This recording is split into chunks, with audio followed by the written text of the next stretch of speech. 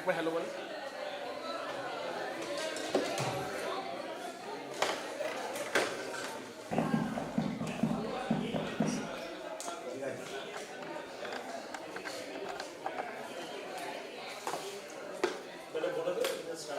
Yes, sir. Start.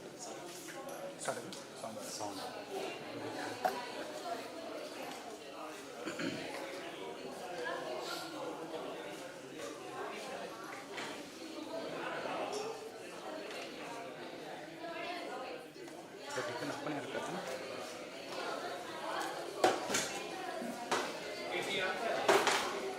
नहीं T मेरा नहीं है।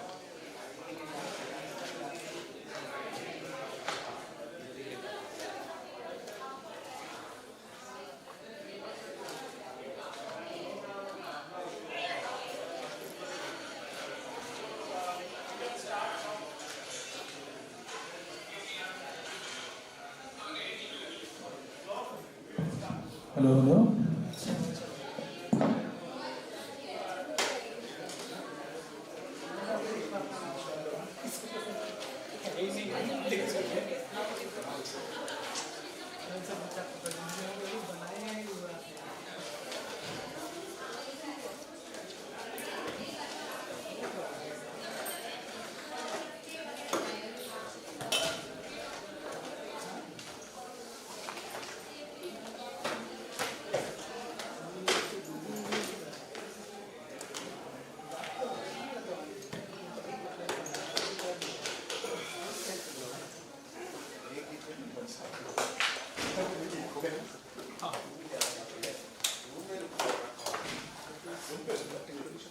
टेक्स्ट করে দিচ্ছি।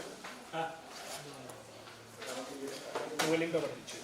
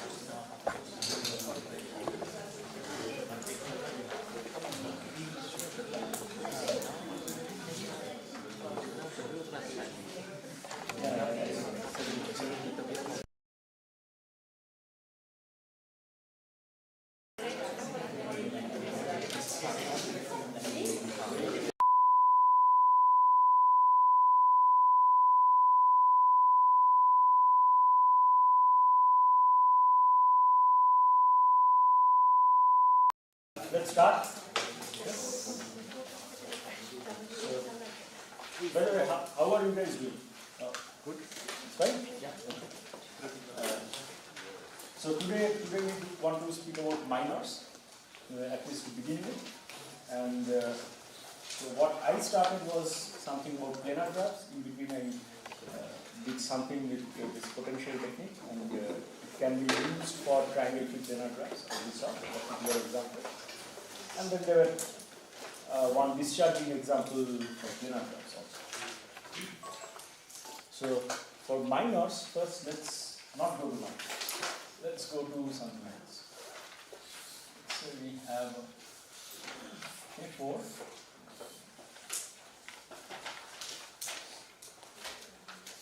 So somehow we want to, so K4 is quite dense, so we want to make it sparse.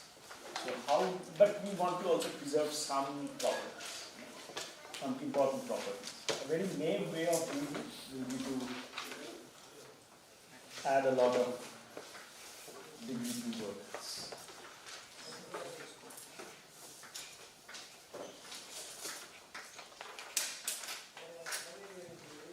So before the average degree was 3, in fact it was 3 regular, but now it's not, and the average degree comes down to a lot. As many vertices as you put there. But the graph remains planar, and even if I do the reverse process, like I erase all these degree 2 vertices, still the graph remains planar. So this process of adding a few more vertices, degree 2 vertices on a particular edge is called subdivision. And we have seen it in my first lecture, which was Brussels sprouts. And in the game we were doing exactly that. We were creating one edge and subdividing. So this is one very important operation. So in the sense, it's called, it gives us the definition of topological minor.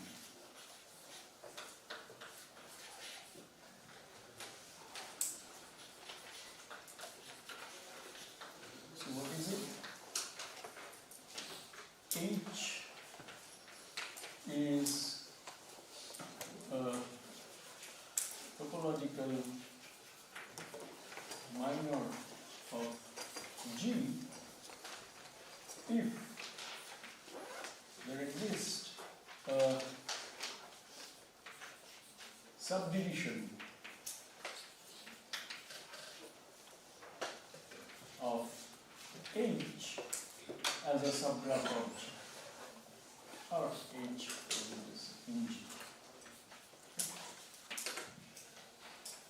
So if you want to view H as a, like H is sitting inside G somehow, so what you want to do is you want to subdivide H, and then you want to find a subgraph that is inside G, which is a subdivision of H. It doesn't matter how many times you subdivide the H.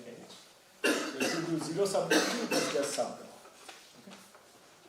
Okay, so this is what topological minor means. And so the easy way of seeing it is if you forget about all the degree 2 vertices and look at your graph, is this looking like H? Of course, if H has degree 2 vertices, then you should not forget all the degree 2 vertices. You should be seeing. Next one is minor. So H is a minor of G if H can be obtained from G by 2 operations mainly. So the first is actually 2 operations put together.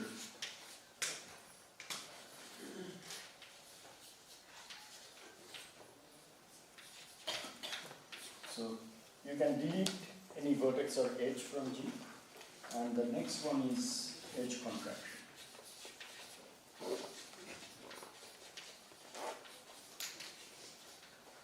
just to recall, what was edge contraction?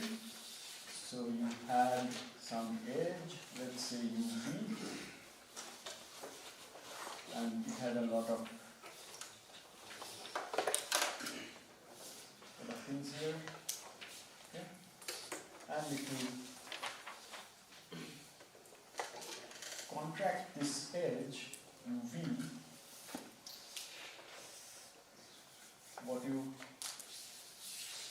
maybe I will name these also A, B, C, E, F, G.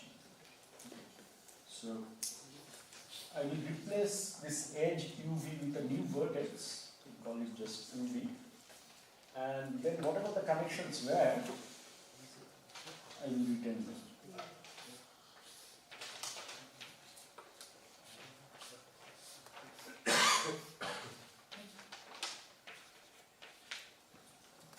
But then, in many contexts, what we do is we get rid of the multiple edges if they are redundant. For example, in coloring, it's not required. And if I start with a simple graph and delete the multiple connections, then I will never create a loop. And there is no multiple edges because I'm deleting it. It remains simple. But it's not always important. But in our context, maybe because we want to simplify things by getting rid of these multiple edges. So there will be only one edge. Something like this. So this is simple now. Okay. Now, do you see that if a graph is a topological minor, if H is a topological minor of G, then H is also a minor of G.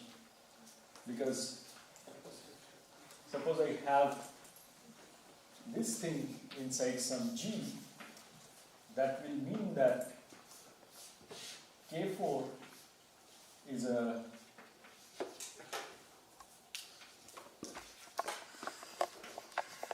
topological minor of G, right? Because maybe G is very sparse, large curve or something, but anyways, a subdivision of K4 is sitting inside G. But I'm saying this actually implies that this K4 is a minor of G. How? You delete everything from G other than this part, okay, subdivision. And then you keep contracting the edges. So you will basically, if you contract these two, this edge, so this will be gone and it will be. And slow, one by one, you can just get rid of all the degree vertices and get a minor. So I think this doesn't require any proof, so I'll just write. So proposition, or it can be observation also. H is a topological minor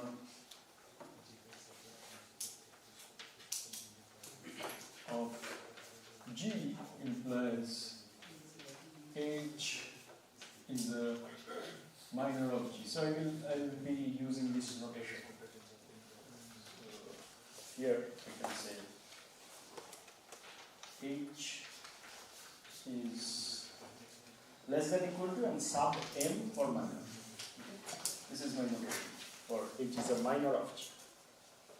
Okay. So if it is a topological minor, it's a minor.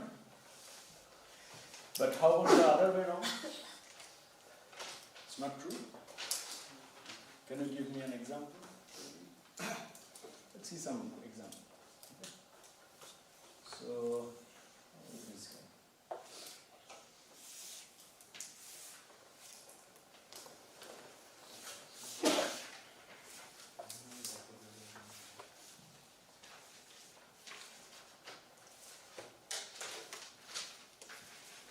Does it have a K4 minor? Stick to K still. Does it have a K4 minor? So do everyone see that? How? So it is like you contract everything in this connected component, this connected subgraph, and then what you will have is the outside triangle stays as it is, but the inside this red part becomes a vertex, the contract, and it has connection. Okay. So this is one example where it is not a topological minor, but it is still a minor. So H is not a topological minor of G, but H is minor of G. Can you give me infinitely many examples here? But if we practice some disjoint vertices, like the infinite set, that we can always take to plug it in the for the edges from G, but that can be Say it again, please. So H is set of disjoint vertices. Independent set. Independent Okay. And by contraction in G, You cannot contract. If there is no edge, you cannot contract. No, G is some graph. Yes. H is set of the vertices of Independent. G. Okay. Then H is our minor. It's not a topological minor. No, I mean you can just look at it as a subgraph. Right? Don't have to subdivide it. So independent set you cannot get by singular contraction. No, but you can delete these. Don't forget the first condition. You can do vertex and edge deletion also. Sir, can you explain like why it is not topological minor? So there is no degree to vertex. So there is no subdivision. If it has to be a topological minor, then K4 has to be a subgraph of this. And it's K4. There is no, the clique number is 3. Right? There is no K4. Take any prism and the related Yeah. So basically, you can take any cycle of any length, match the length outside, and then you join these.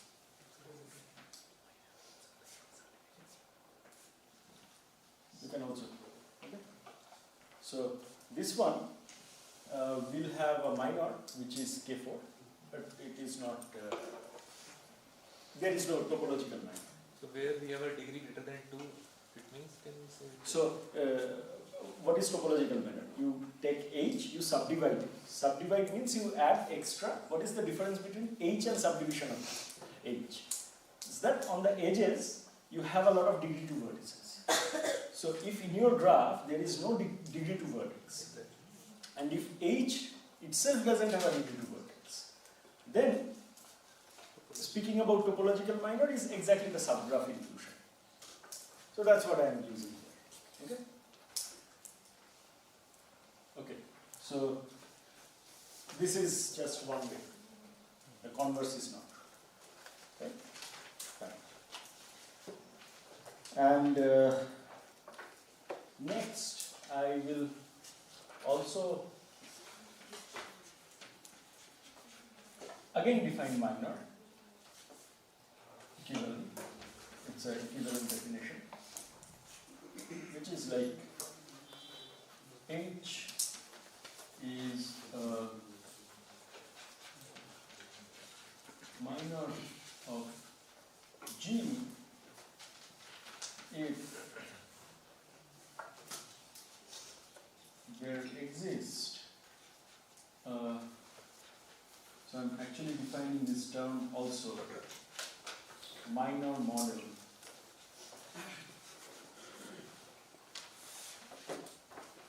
of H in G. So now I will explain what is minor model.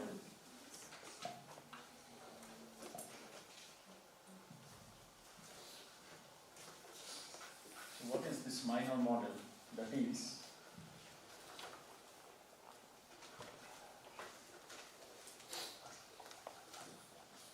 H1, H2, HK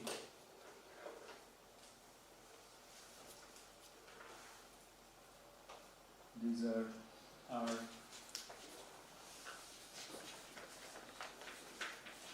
disjoint, well they are actually subgraphs. So disjoint means no common vertices or edges. It's not. It's different from what Harminder was saying about touching it. So they may have edge in between them. Still, they're disjoint. Just disjoint vertex. So disjoint vertices. Disjoint. Connected, no? Yes, they should be connected. So, yeah, disjoint connected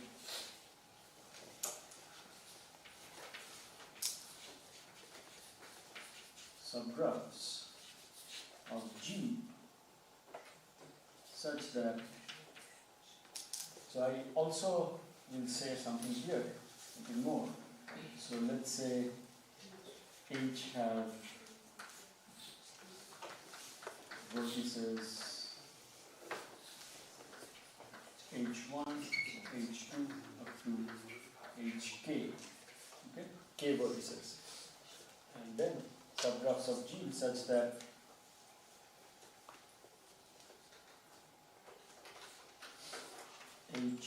Hi, this subgraph has an edge with the subgraph Hj if, not even only, if Vi incident to Vj, adjacent to Vj. H.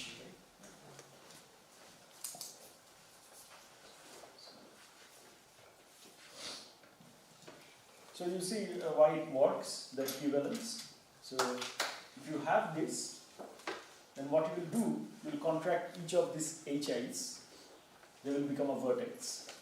And then you have at least one edge, so that will remain. And then you look at it, it is exactly your H. Right? You may have to delete some extra edges, because it's not if and only one. And if you have that, so if you are able to contract things and get H from your G, then you look at, so you see you can only contract vertices and like a set of vertices and make it one vertex if that part induces a connected component. Sorry, connected subgraph. Otherwise you cannot. Right? There is no path, so you cannot really go. So that part will give you the, so that exactly how you got the vertex of H. Let's say H1, you have contracted multiple edges to get H1, and whichever vertices got merged together, those vertices will induce your capital H1. Okay? And the statement is equivalent. Okay. So sometimes we need this kind of thing. Okay. So, fine until now? Good. Now I will recall one exercise question, tutorial question. Maybe some of you did it and not everyone did it. So please tell me the solution for those who have done it. It's easy. So 25 is not planar.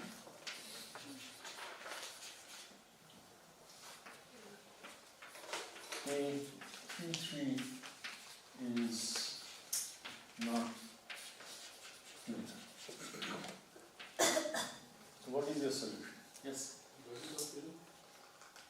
Yes, but how? So there is an easy solution using some of the exercises. So that is one solution. I'll come back to your solution also. So this is because it doesn't, so there was something like E less than equal to 3V minus 6. What is, how many edges does K5 have? 10, right? It's 10. And how many vertices? 5. 5. So it is 15. Minus 6. How much is it? 9.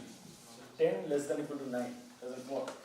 So, right? For any planar graph, we have this formula. So it doesn't work. And this is true. Not planar is true. How about this one? This works here.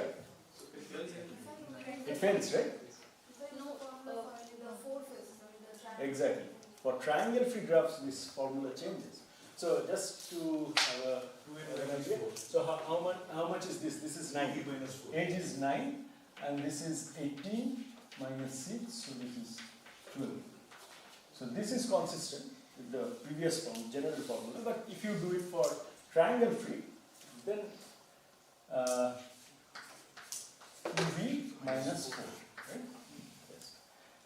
Okay, so age is 9, it should be less than equal to 2 times 6, that is 12 minus 4, but then we get 8. Okay, so again, this is not correct, so this must be clear. But I would also like to show the topological proof. This is, yes, I mean it doesn't get used so much, but technically it does. So Jordan curve theorem is more difficult, not for continuous curves. So here we can assume continuous curves, but yes, using that. So let's look at K5. Okay. Let's look at K5. A, B, C, D, E. Okay. So A, B, C, D, E is a cycle. So in any planar embedding, the cycle should be a closed curve. Simple closed curve. It cannot cross also because of planarity. Okay. So A, B, C, D, E, it should look something like this. It can be something like this also, but then we use topology to make it this thing and that thing, both are simple closed curves, so topologically they are the same. So in your proof, where you actually have to use geometry for planar graphs, you can say without loss of generality, this is a unique topological embedding on the plane of my C5, which is sitting inside my graph. So you can always do this, and you can say speak about vertices which are inside and outside. Okay? And now, let's say I have to put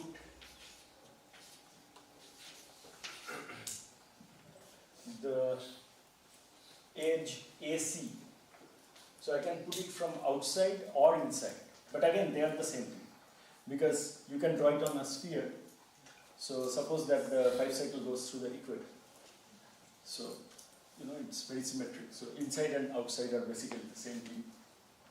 So let's say without loss of generality, I draw it in the inside. But now, B and D, if I want to make them adjacent, I cannot do it from inside. Okay. So why? Because if I do it from inside, just go a little bit. I mean, I know all of you can see it, but I'm just saying how to actually see it through Jordan curve theorem. This cycle is a closed curve, so this is inside. But the part which gets attached to D from this side or that side doesn't matter, that is outside. In fact, the entire D is outside. So once you have gone inside, to go outside you have to cross. You cannot do that, so it must be from outside. But now, how will you draw C and E? It has to be from inside, same logic. But now you are in trouble with A to D. E and okay, A to D, it has to be from outside. Now you are in trouble with C and B. You cannot draw it from inside or outside. Okay? Fine. So this is for K5 not being planar, topological term. How about K33? What is your answer? So how is K33? How does it look like?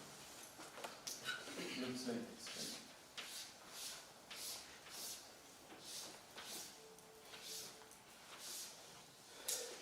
But for the proof, I don't like this drawing. What I like is I like this drawing.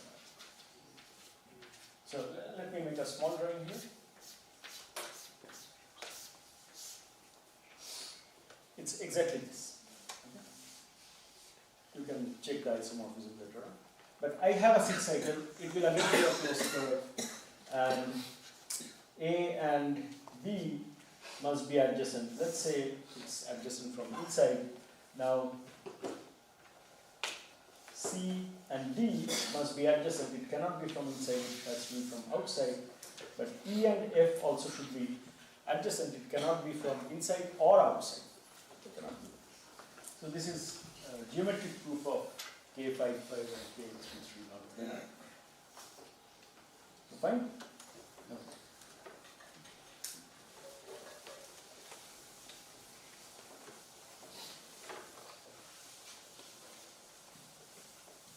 Now it turns out that, so you see, if you think about it very vaguely, you will want to say something like, to describe a class of graphs, if you can say, okay, this class of graphs is exactly those graphs which doesn't have these 5 things as a subgraph, let's say. But that turns out to be very difficult or impossible. Okay? But in many cases, if the case is favorable to me, then I can say, okay, don't forbid the subgraphs, but forbid minors. And then it works very well. In many cases, and we will see in which cases. The first such indication was probably due to this. So also for topological minority it works. So first one maybe is due to Kuratowski.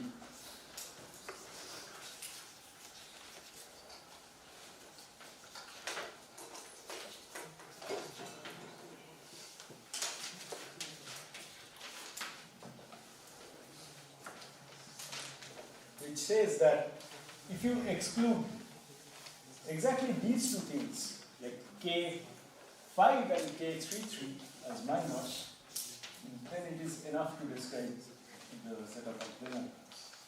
G is planar if and only if K5 and K33 are not topological minor of G. Okay? But then a few years later, Wagner extended it.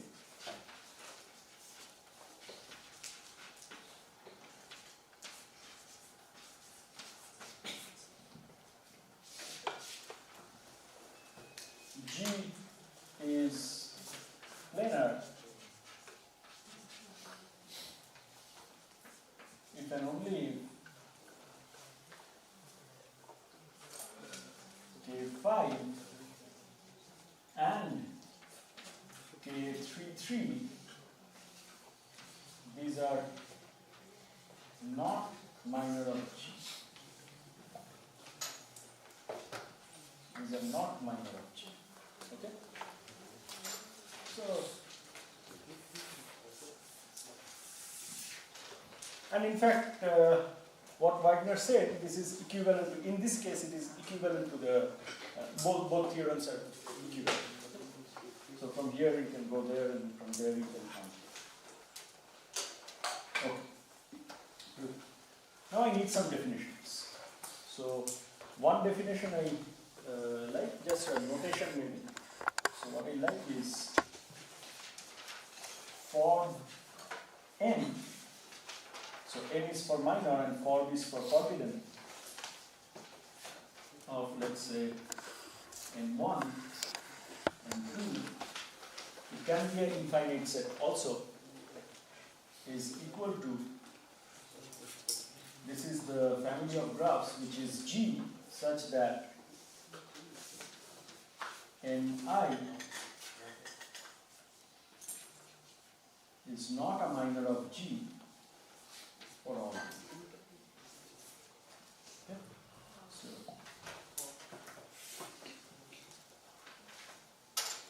So whatever is inside the bracket, none of these are minors, and whatever graphs are there which does not contain any of these as minors, that family is called for mi's. And in particular, in this notation, this set is called the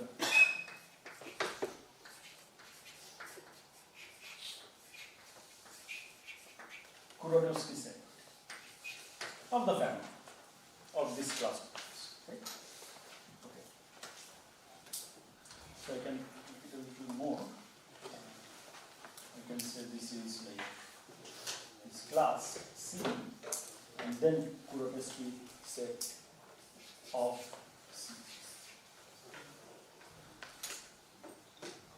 So sometimes what we will have is, we will have this class C, and we will want to know if I have a description. Okay? But in graph theory, you not only want structural things, you also want the algorithm parts to work. So usually to do algorithms, it's difficult to handle infinity. So maybe in some cases it will be possible because it's not the input, right? So, but if sometimes it is the input and you are using this information, it may be difficult. So one question you want to ask is that question 1,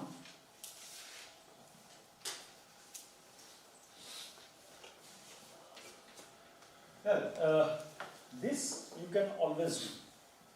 For infinite set, if you allow infinite set, you can always do. You take your favorite class of graphs and look at the minimal minors. Okay? So minors which are not contained in another, so minors which you have to forbid. So those graphs which are not in your class and whose minors are not in your class, so you can always do that. So you can give some kind of a description. But the question is, for which C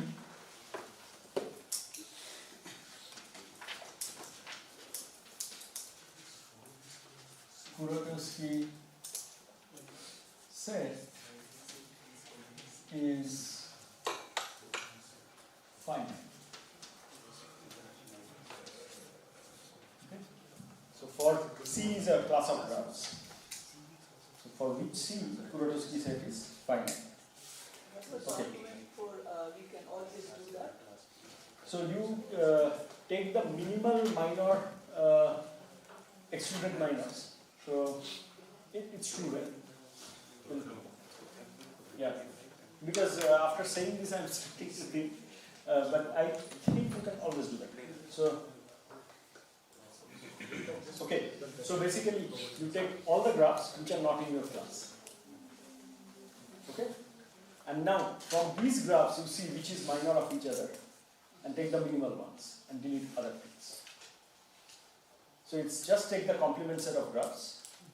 In this, if you have a G1 and G2, and G1 is a minor of G2, then you throw away G2, keep G1, and keep doing this. So you will have an infinite set, but still you can do that. I think that works. So your C is the whole set in right hand side. Class C. C is some class of graphs. This C is some class of graphs. So in that definition, forbidden aim is Yes, C is this set, equal. Just giving this name to define Kuratowski set of C. So maybe there is a problem, but we'll see. Okay? Can you please repeat the question? I'm confused. So, can any class of graphs be defined as forbidden minor? Minor closed. Minor? No, not minor closed. Minor closed can be. Okay. But any, even if it is an infinite set of minors. So let's see. I won't vouch for it. Okay? Right now. Okay. So let's see what happens. So it has to be minor closed, I guess, right? Well, of course it works for minor closed, but let's see. Let's keep it pending. Okay? I take back my comment for now. The second one is, so we are somehow, this complete graphs are something which were obstacle for coloring, and we have studied coloring also. So another question which may not sound so natural is that if, yes, okay, sorry. So what if we exclude just a single graph, which is a complete graph as minor, what happens? Do we know what class it is? So, question will be, what is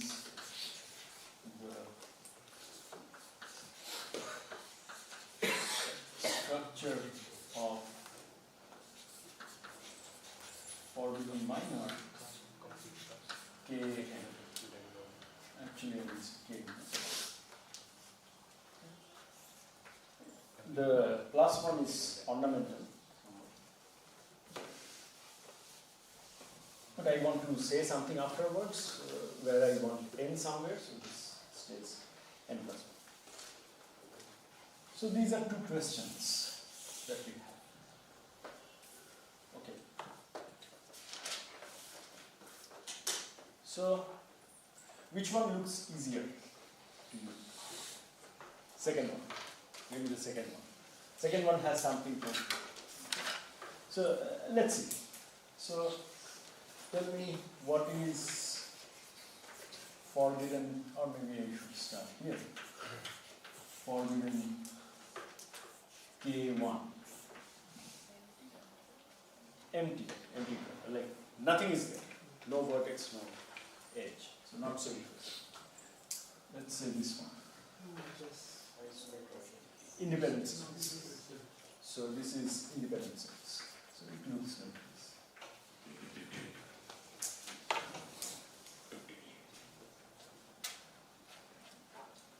Then for forbidden N, K3. Forest. Because it can be disconnected also, right? So no cycles basically, because every cycle you can contract and make it a K3. So no cycles basically. This graph is no cycles.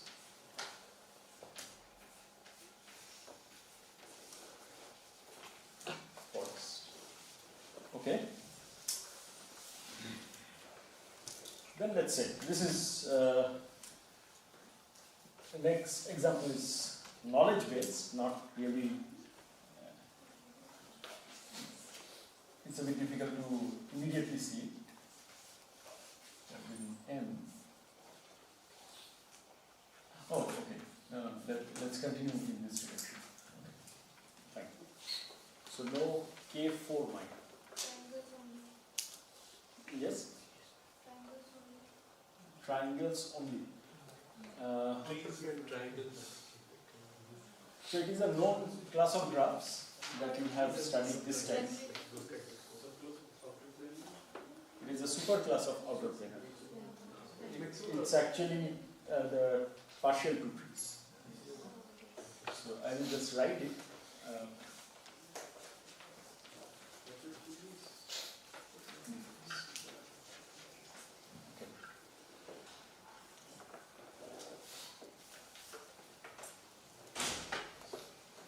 I think at some point of time I will prove it, but not right now. Now I just want to give you some kind of a list.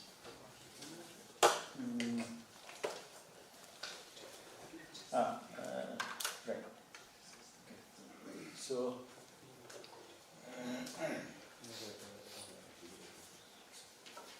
I will circle to this problem later on. Okay, 5. Can you say a subclass of this at least? Planar. Because planar, due to Wagner, doesn't have K5 and K3.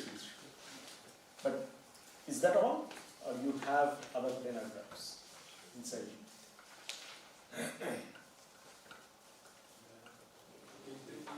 K33 is there. Excellent. So from K33 you cannot get a K5. So K33 is definitely there.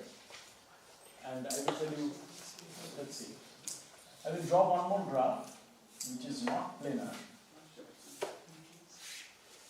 And you can tell me if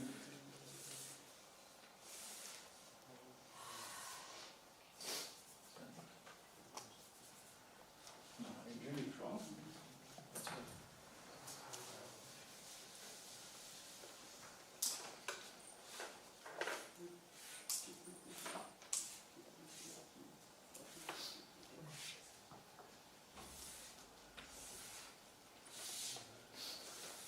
This is not a vertex, it's just edges overlap. So this graph is called the Wagner graph. It's not W8V8. So this graph is not planar. You can do the geometric argument. So it's an 8 cycle and antipodals are adjacent. But this doesn't also have a K5 minor. That I leave as exercise. Notice that, please. That, It has K33 as mine. But this has a special, it requires a special mention. So that's why I drew it. And I will draw a small version of it here so that you remember.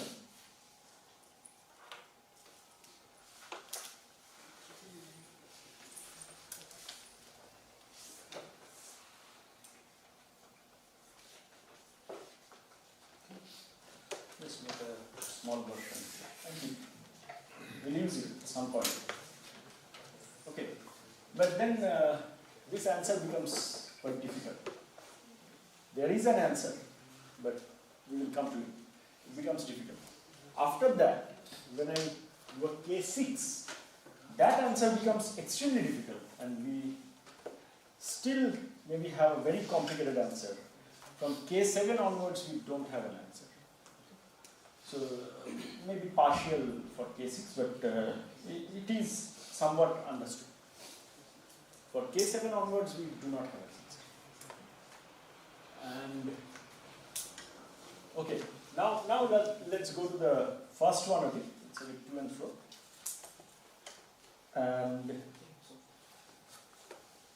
But we will not really discuss the answer of the first question.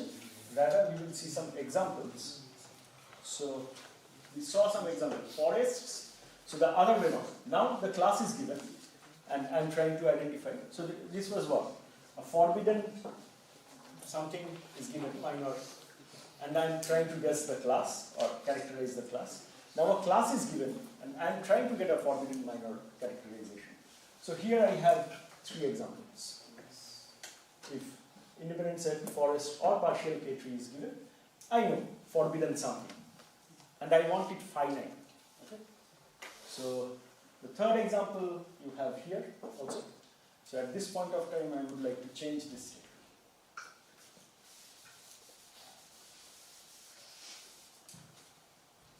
Change means not change the meaning, but I would like to say forbidden M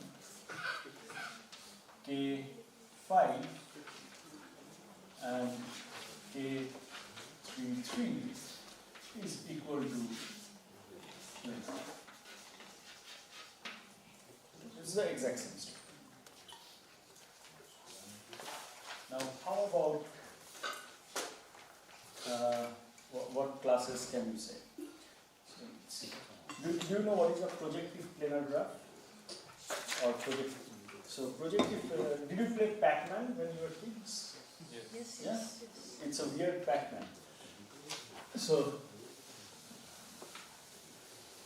torus is Pac-Man, and projective planar graph is not Pac-Man, it's a bit weird Pac-Man. So torus, let's see. So this is for torus, and this is your computer screen if you play Pac-Man on projective planar graph. So I will say projective planar.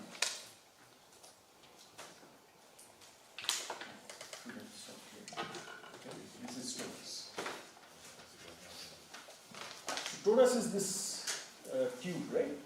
But what happens is, impacting on what used to happen. This guy goes here and then enters from this, right? So it is like this is folded and the left side edge is identified with the right side edge. So you make a cylinder. And then if you go out from the top, you come out from the bottom. So it is like the top edge is identified with the bottom one. That also makes a cylinder. But now take this cylinder and identify the left and right, you'll get a torus. Okay? So this is normal time. Projective plane, Passman. If you go out from here, you actually come out from this side. So this gap and that gap, mostly same. I mean it's topological, so the distance doesn't matter really. And if you go out from there, you enter from here. Okay? So it's folded but with some twist in the back. So these are orientable surfaces, and these things correspond to non-orientable surfaces. These are the simplest examples. The sphere is also orientable. So, but I will not go too much into that. And the torus actually looks like how you are familiar with. So it is like this kind of thing, and then there is the other way around. There is a hole inside it, right? And two torus is easier to visualize than the genus 2 here. So genus 2 torus, it will be like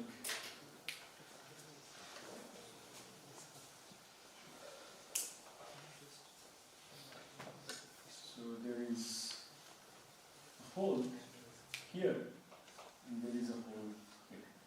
Okay? So two holes.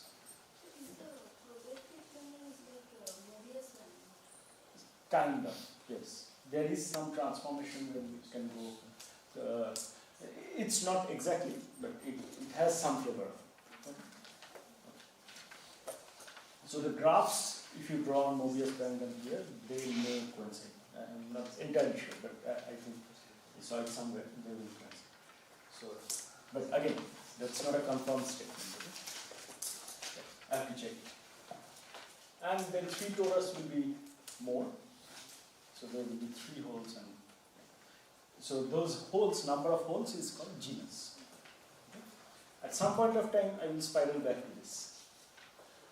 For now, I will use one of them. So let's say projective planar graphs. So what are these graphs? You can draw it on this without crossing. Okay? So you'll see you can actually draw K5 because of this. You can draw without crossing K5. Here you can do a bit more than K5. So, anyways. Now the question is there a forbidden minor characterization of this with finite set of minors? And there is one. It's something from 1981. Arcadian, someone named Arcadian. So how many things are here? For planar there are 2. It's not the usual one that we saw there. How many? Any guess? Any number. It's not a mathematical guess, just a guess. 28. I was just telling one. Yeah, what is your number? 28. 28. It's close. It's 35. 35. By the way, projective planar graph also has a induced subgraph forbidden induced subgraph characterization that has more than 100 graphs, some 130 graphs, 120 maybe. So, but we like forbidden minors more, and that's the topic. Let's say for toroidal graphs.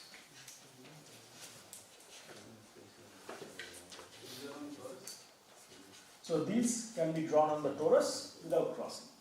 So one torus. One torus. It is a very big number. So, okay, you are saying 1100.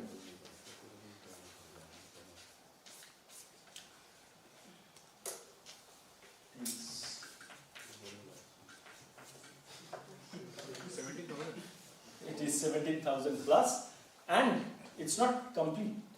The list is not complete. It is known that it is finite. Till now they have found 17,000, and somewhere in the world, in multiple places, there are some coding running which are finding new forbidden configurations. Probably that is also true because, like, I was working with Diban and telling this to Flo, and it was a lot less at that time, some 10 years back. And anyways, we'll know.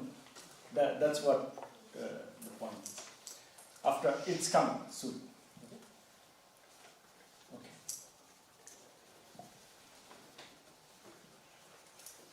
So it can be very huge, and really, if I am planning to use these information for my algorithm, it may become very impractical. Toroidal planar graph only. Toroidal No, it's called toroidal graph. It means that you can draw it on the torus without crossing.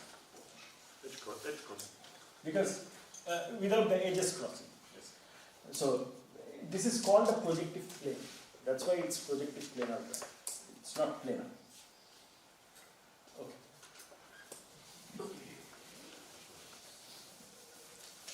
Are projective planar and toroidal graphs comparable? Like, can you draw every projective planar graph on a torus?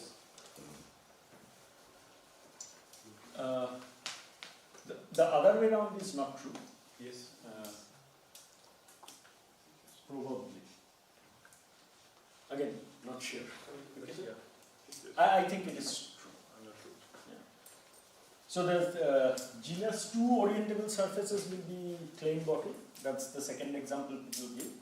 And it's like you take a bottle, you take its the pointy side, and you put it inside the back side, and then it becomes a project. It somehow looks like that, claim bottle. You can look at it. Maybe Meghna knows better than me. She's an algebraist. So.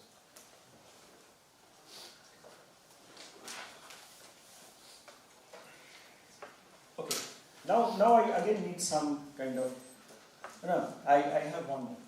So.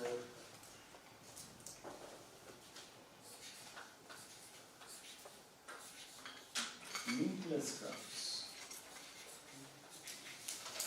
So what is linkless graphs? These are actually quite interesting. So you can embed every graph on 3 dimensions. So you can just put some vertices as a coordinate of the 3D space and put edges. And you can, or curves, okay, continuous curve, you join them for edges, and there will be no crossing. And you can do that for every of linkless and doing that. Okay, so you can embed all graphs in 3 dimensions, which you cannot do on 2 dimensions, and you get only planar graphs. But then, if you forbid one particular kind of a structure, so cycle will also be a closed curve in 3 dimensions, right? So this is a cycle, let's say, this whatever I did here. And then there is another cycle. If they're like this, then we say they're linked. And I'm saying there exists an embedding which avoids this kind of a link. Okay? Then it is called linkless curves. And they're quite important for some reason. So it was an extremely challenging and celebrated result. The forbidden minor characterization of this 7 iterations Peterson. It's not visible, but doesn't matter. It's 7 graphs, and they are all from the Peterson family. So there is a family of graphs, including the Peterson graph, which is called the Peterson family of graphs. So there are 7 special graphs from this family, which if you forbid, you get exactly the linkless graphs. Number 7 exactly? Exactly 7. 7 graphs. Yes. Okay. Peterson graph. Okay. Next. Okay.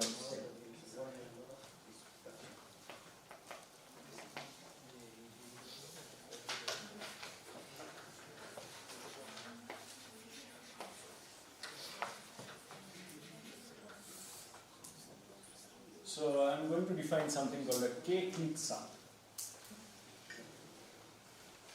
So you take a graph G, let's say G1, and this plus O plus with a subscript k means I'm doing a k-clique sum with G2. Let's say this is equal to G. So what is it? I will just define it using pictures. The formal definition you can construct also. So you take your G1, you take your G2, you identify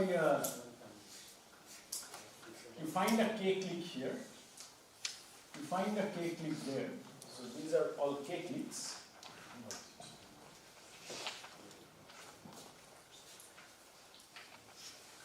This is KK. Okay. There are subgraphs which are complete graphs. Okay.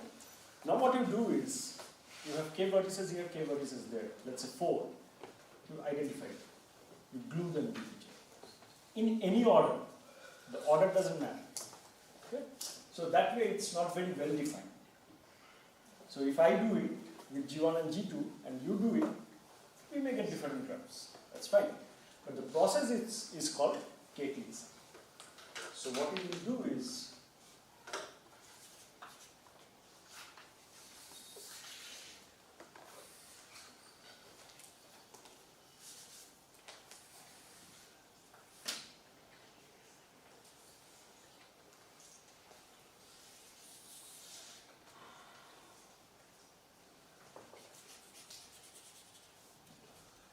maybe I should have used more colors here.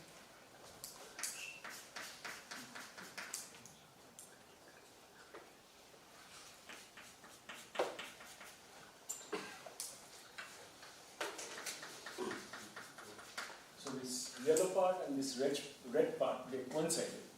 And so one vertex glued to one vertex. So it's a bijective glue. Okay. But the definition doesn't end here. After that, you are allowed to,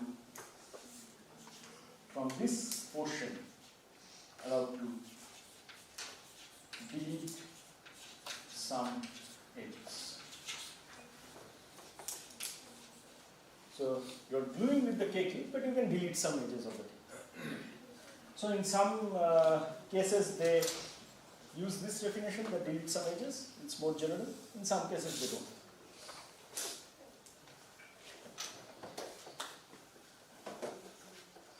So yeah, k-clique sum is done. Now you see why I listed this and then defined that. So I will erase it soon. But they have a relation. Why this operation is important? So this operation is very important because it kind of helps me describe these kind of things.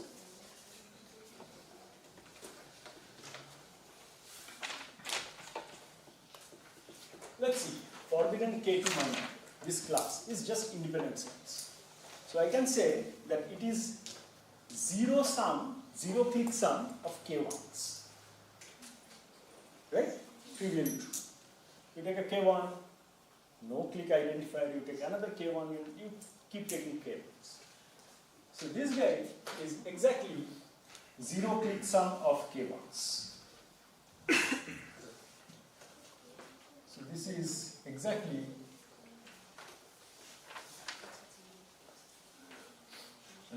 and there is no negative, but I will still say like this.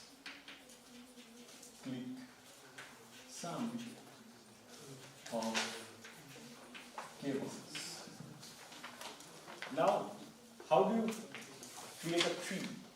Remember the one tree definition? You start with a k2 and then keep identifying one vertex. Okay, taking a new vertex, add it with one. So I can also say similar things here. That is, it is less than equal to 1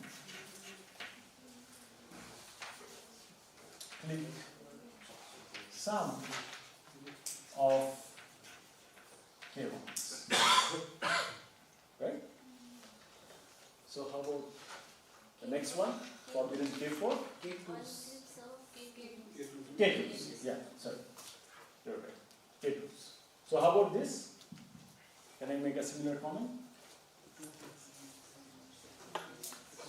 So what will be the things that forbidden minor k4 equals to graphs obtained by doing a bit of abuse of notation less than equal to 2 click sum of k3s. Maybe? Yeah? Let's try to prove it.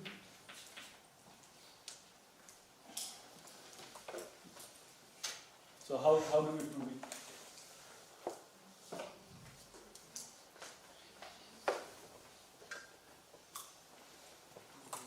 So what was our favorite statement of the first line of the proof again?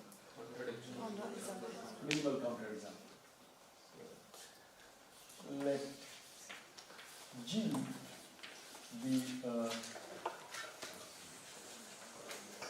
minimal counter example. So what does it mean? That G is a just a second. So by the way, with 2 click sum of k3s, you cannot create a k4 minor. You see that easily. So because for k4 minor, you kind of need, I don't know, is it easy to see? Okay. So but the challenging part is the other way around. So that's what we're proving. That suppose G is a forbidden K4 graph, forbidden K4 minor. So G doesn't have a K4 minor. And I want to show that I can obtain G through this less than equal to 2 click sums of K3s. So first case, if G is disconnected,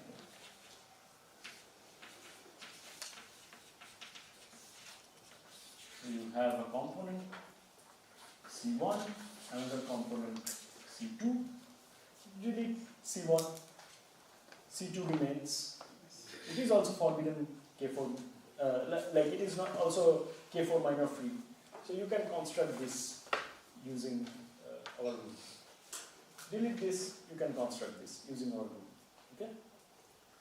And then merge them together. So it's an okay process. Now, so G cannot be disconnected. G has a cut vertex. Okay? G has a cut vertex. So what are you trying to prove here? Prove this is false. I'm trying to prove this. So counter example should be. So minimal counter example, it cannot be disconnected. This is what we do. No, but you're just proving one side of the equality. Which side are you proving?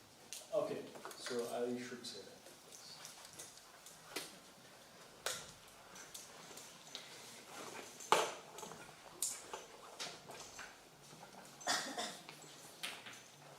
I'm showing that all forbidden K4 can be constructed like this. So if G has a cut vertex, then it looks like this.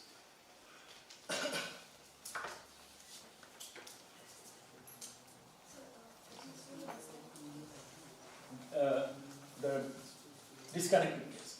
So you have at least two components. You take one component, you delete it. So what you have is smaller than your minimal counter example. It is also K4 minor free. So you can construct it using my process, click sums of K3. Then you delete that part. What you are left with is with the first component, and that is also smaller than G. So you can construct it with that process. So you do this separately and you will be able to do it. Okay? But technically you should be allowed to remove vertices also. Hmm? You should also be allowed to remove vertices, not just edges. Because if you take the triangle, I mean a graph on one vertex is also K4 minus 3, right? Delete some here, you mean? Yes.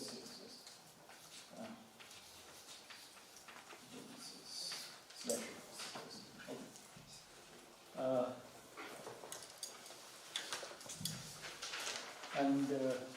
Yeah, so if you have a cut vertex, then again something similar. So you take this part, it is smaller, and you take this part, this is also smaller. So each of them you can construct and then do a one-click sum. Okay? Then you go to, if it has a 2-cut,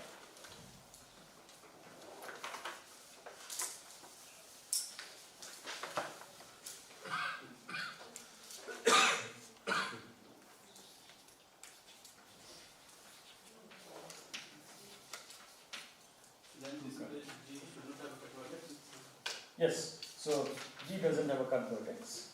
So it is at least 2 connected. Now suppose it has a 2-cut. So what you do is, well, this is a little bit tricky because this, whatever this cut is, it may or may not be connected, right? I'm sorry, I missed that part. What happens if it has a cut vertex? So if it has a cut vertex, so it's like this, right? Yeah. So you take this part and that part separately. Both are smaller than G and doesn't have a minor. So you construct them with click sums, and then you join with a one click sum. Oh, okay. The parts including the cut. Yes. So when you do this, you are actually including the cut vertex in both sides. Okay. So the next one, okay, if it has one edge, then it is easy. You do the exact same thing. So I don't know how to draw it. Actually.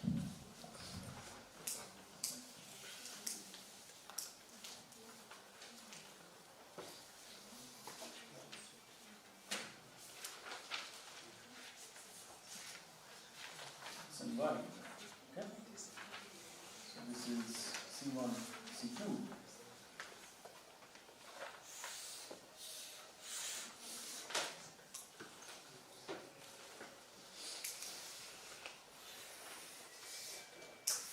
Okay. So if x and y are adjacent, then it's easy. You just separate them, and you construct this yellow part.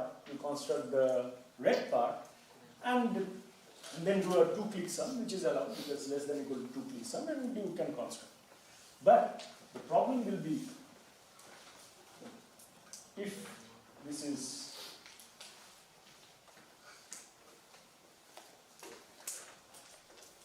right,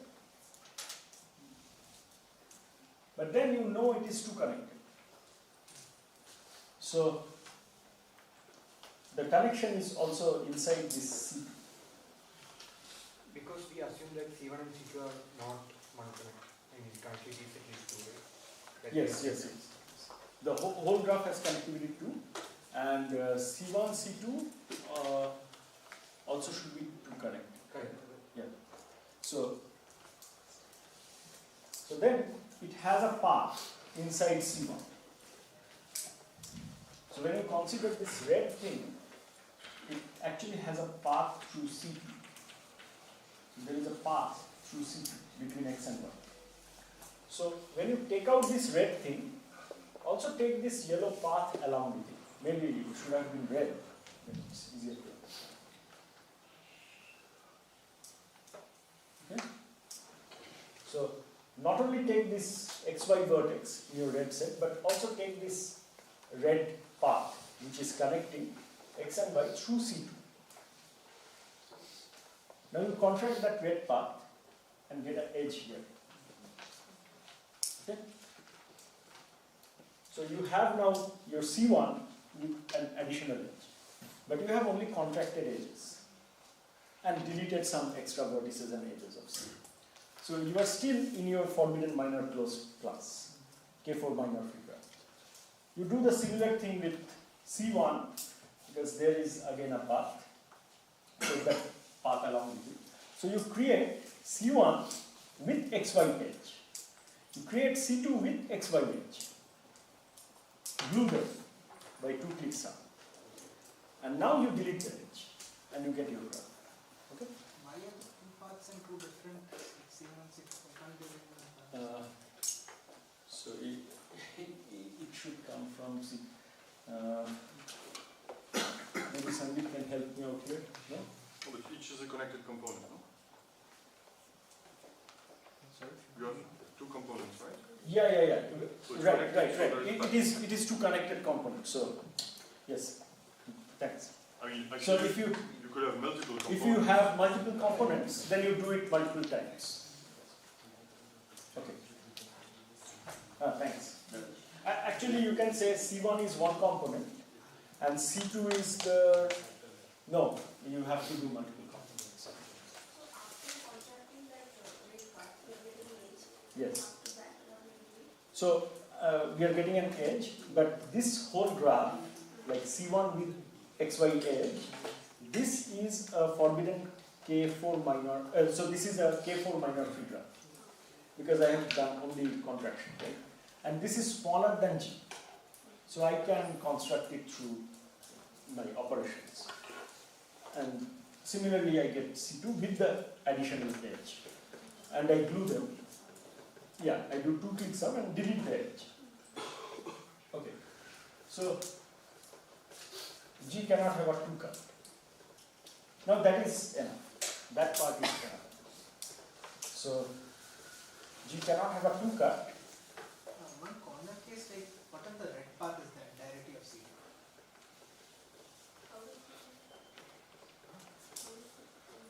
No, still it is not a corner case because you will contract it, get one edge. Still your graph's cardinality or the number of vertices is equal to the vertices of C1, which is strictly less than G. The minimality condition may be number of vertices. So G is 3 connected. If G is 3 connected, definitely G has a cycle. Okay?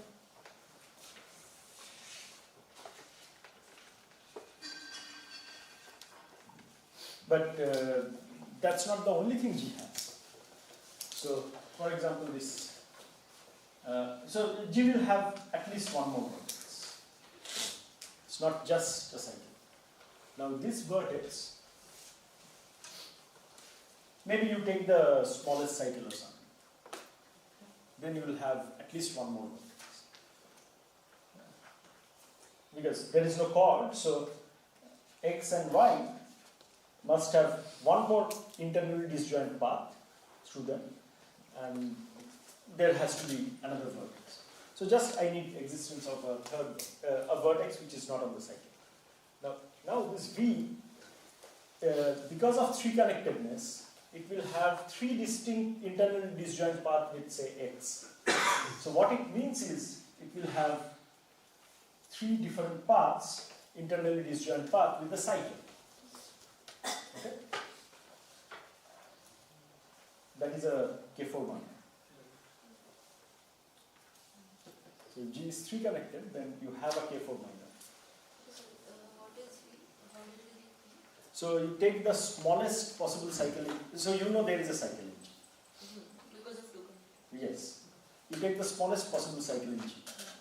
So two vertices in this cycle, through the cycle, has two paths, two distinct paths, but not three. So for the third path, and it cannot be a chord, direct edge, right? It cannot be a chord because you have taken the smallest cycle. So there is some other vertex, definitely, in the third internally disjoint path. You take one, so you know, apart from the cycle, you have another. Now you forget about the internally disjoint thing. I give a cycle and an isolated vertex. But this vertex should join the cycle in three different ways. So I get three. So these are all paths. These are paths. Okay? And I have a K4 minor now.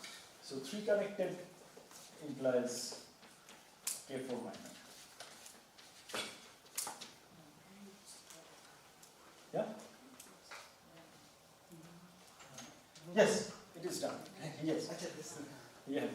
So this side is done. Forbidden K4 is inside. So all forbidden K4 graphs can be constructed through less than equal to 2 click sum of K3s, beginning with K3. Okay. And what are the less than equal to 2 click sums of K3? They are exactly 2 trees, and then you are allowed to delete some edges or vertices. You can just glue them anywhere where you want to delete and delete the whole thing. So it is always possible. So these are exactly partial K trees, even though I did not show the other way implication that you can do. 2 trees, not K. 2 trees. Partial K, 2 trees. Not K, yeah. Partial 2 trees. So I will just put the equality here, and the other way, I have shown the more difficult side. One side can be exercise. You see that if you do this process, you never create a K4 minor. Okay. So these are exactly partial K trees. Sorry, partial 2 trees. And then we have 2 trees. And the same trend continues here, right? So this is equal to less than equal to 2 click sum of K trees. How about next? Does it work anymore? So I'll tell you the answer that it doesn't. Okay? It fails. It starts failing from K5. And that's one reason why planar graphs are kind of so important, because many problems in practice you will see it becomes so you have what do? You get a problem, you look at a sub-problem and continue to increase the difficulty, and once you reach planar graph, many times it happens, it becomes very, very difficult. And so you think that if you can solve it for planar graphs, you have developed a lot of techniques and maybe you can extend this. And many times that happens. So planar graphs are regarded very important.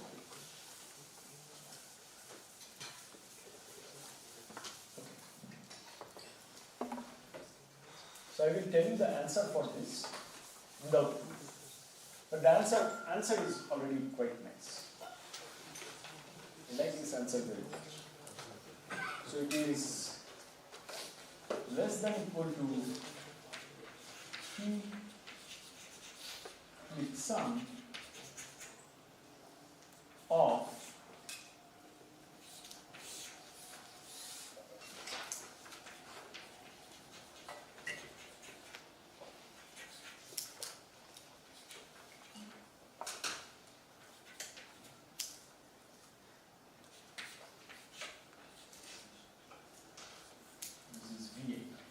that graph. So in your box, you take all planar graphs and you also take that V8. Now you do all kinds of click sums and fill your box with that. The family you get is exactly forbidden K5 minor. Okay? Now notice something. Oh, I'm going very slow. So notice something that what is this VA? How many colors do you need to color? 3 colors. Okay. This is a triangle free graph, and you need 3 colors. You will see. You can observe that. Okay.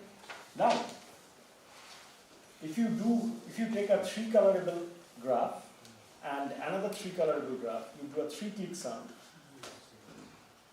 So the whole thing is 3 colorable. Again, because those 3 colors and these 3 colors you can coincide. It's a click, so it has got 1, 2, 3. This has got 1, 2, 3, and you permute this 1, 2, 3 to match the color, rename, and glue it. So planar graphs are 4 colorable.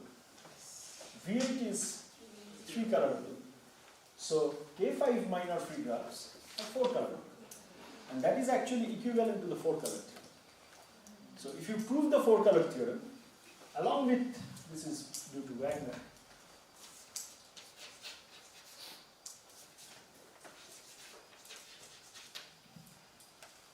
this will, due to Wagner, this will be 4 colorable also.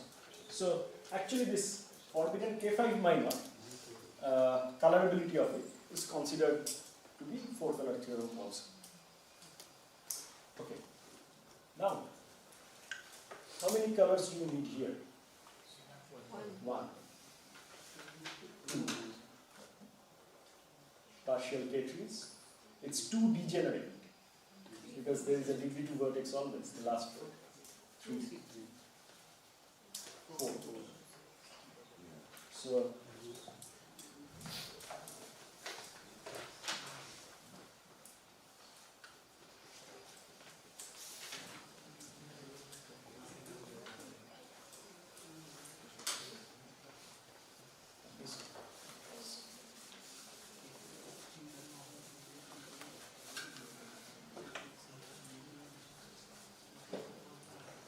chromatic number of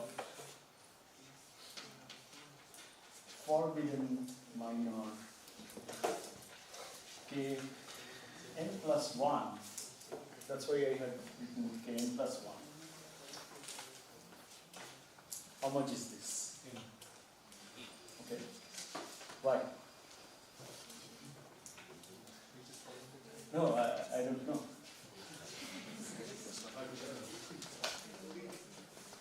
Years.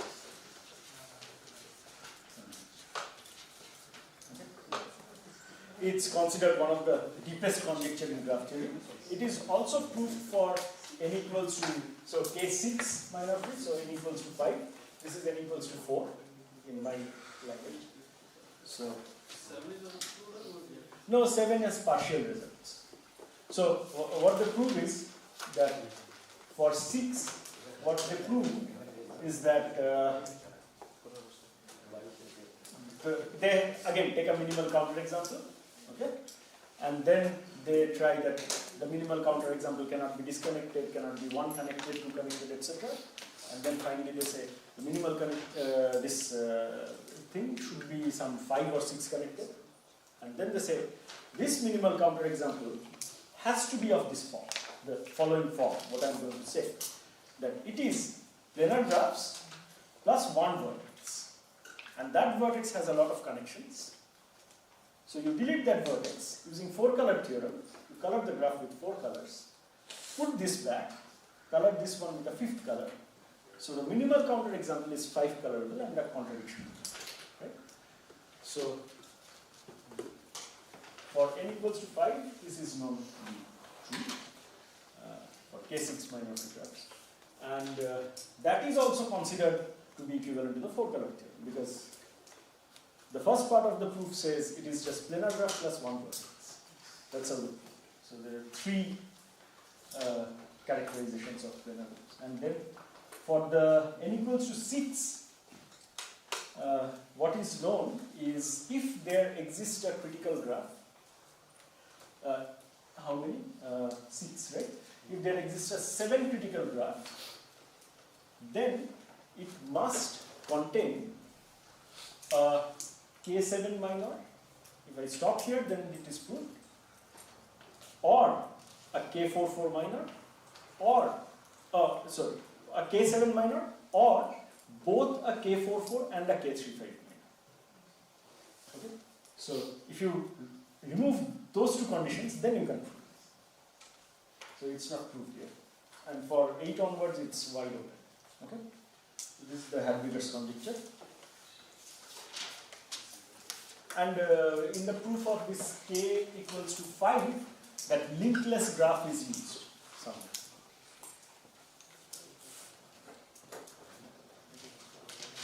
Okay, so I will skip a few things, I guess, and I will directly go to the easy statement of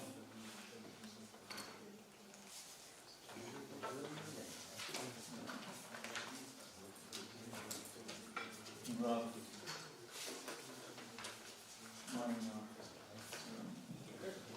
So I will go with the easy statement of graph minor theorem, which is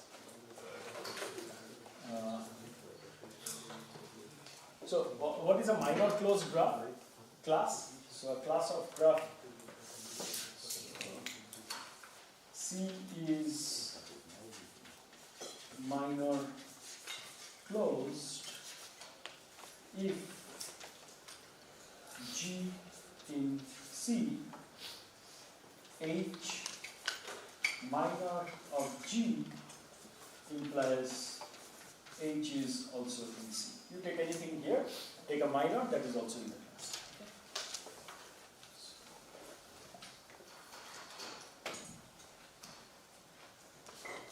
C is minor closed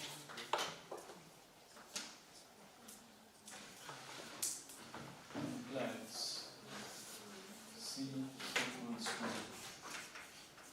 for M for some finite set of graphs. It has a equivalent formulation which is more classical. I'm not going to the well quasi ordering, but what I will say is that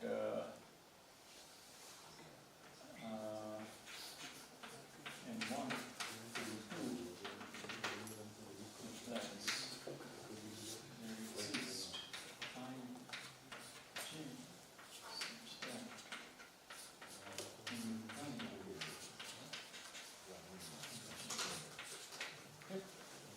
so this is an equivalent formulation. This theorem is by Robertson and Seymour. It's the famous Robertson and Seymour theorem. It's like 20 papers and 500 pages long, and it took around 25 years to solve it. So 1986 to 2004, more than 28 years. And it's one of the deepest theorem in graph theory. So you see, what I'm saying here, if you take infinitely many graphs, then there will be two graphs in this infinite sequence. One of them is a minor closure, the other. Okay? So, if you have a minor closed graph class, and you have a forbidden minor characterization, from here you can imply that it should be finite. Okay? Try that. I'm skipping that part, the details. It's not extremely difficult. Anyways, because of this, yeah. So this statement says that if we take any infinite Sequence. graph, then Yes. there are two conditions of other. Yes. So it is any sequence of graphs or Any in sequence. the minor closed. No, any sequence. No, they are equivalent, actually. Okay, so, by the way, the same thing does not happen for subgraphs or induced subgraphs. You take all odd cycles, that's an infinite sequence. None of them is all cycles. They are not induced subgraphs to inside. I think subdivision also doesn't. Subdivision also doesn't. You have infinite sequence. Okay. Okay. But now I want to do something with it, and maybe I will just add one more theorem, which is after this.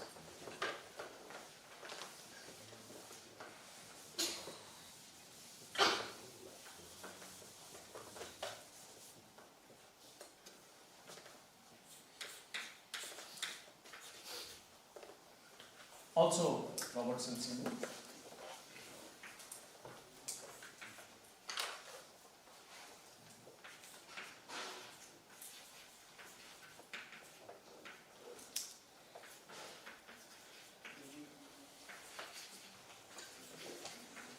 So if you give me two graphs H and G and you ask if H is a minor of G, this problem can be solved in polynomial. In cubic polynomial. Okay? So it's a cubic time algorithm. Now remember I told you about linkless graphs. There is another kind of graphs which is called knotless graphs. So knot is like you tie a rope, right? So I cannot do it with my hand, but something like this. Yeah, actually it is correct. No, I cannot do it. It is a simple cycle still. So basically, any cycle, if it is a simple cycle in your embedding in 3D, so you have a graph, you are embedding it in 3 dimension, and every cycle is a simple cycle, then it is a knotless graph. But if it is a knot, like you cannot actually untangle it and make it a simple cycle, then it has a knot, basically. It's not your knotless graph. So it was not known that whether given a graph, if you ask this question, you give me a graph and is it a knotless graph? The answer of this question, whether it had an algorithm or not. So it was not even known that if this is solvable algorithmically or not. Forget about polynomial or anything. Yeah, decidable or not. Even if you have a super exponential thing, then people will be happy. But with this theorem, you see knotless graphs, if you contract, still the knot remains. So it is a minor closed class of graphs. So with these two theorems, we have a cubic time algorithm to solve that problem. There exists a cubic time algorithm. So something which was so difficult that we didn't even know if it is decidable or not, at one go it becomes like there is a cubic time algorithm. Okay? So it's very strong, this theorem. These two theorems together. Okay. And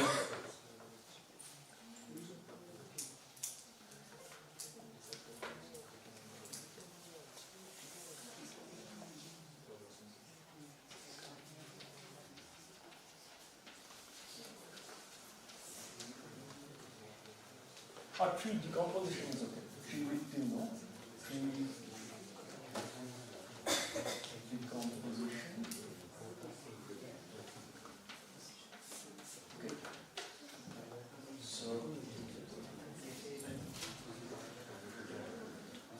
So I'm not writing the every details. So I'm just writing two conditions.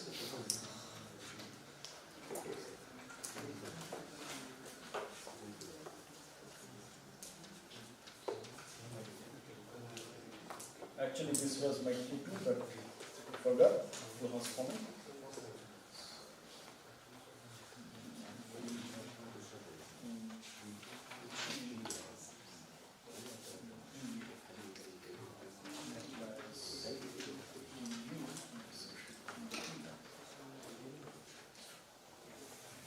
Okay. So, I'm saying, Flohon gave some definition of tree width. What was it? Every vertex should be part of some bag, every edge should be part of some bag, and if you take the induced graph of bags which contains a particular vertex, it should be a connected sum. Right? These were the three conditions. Now what kind of conditions I am giving is if V is a vertex, then the subtree which is induced by the bags which contains V is non-empty. So that means it is inside some bag. And it is also a subtree. So it is non-empty and it is connected. When I say T, it is actually a tree. So it is a subtree. Tree is always connected, so I don't have to say connected subtree. And the second one is, if you have an edge, then the vertices of U and the subtree of U and the subtree of V, the intersection is non-empty. That means there is at least one bag where U, V both are there.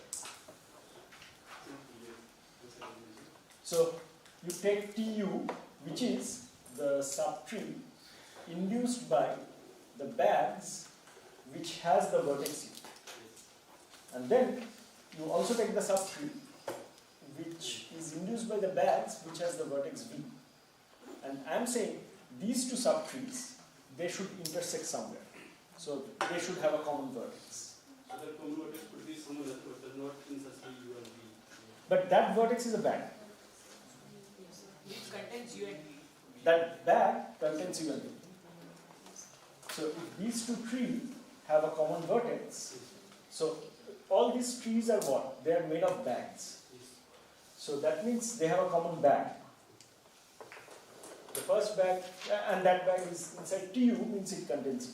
It is inside TV, means it contains V. So both are. So this is the, these are the conditions you have. And, okay, quickly.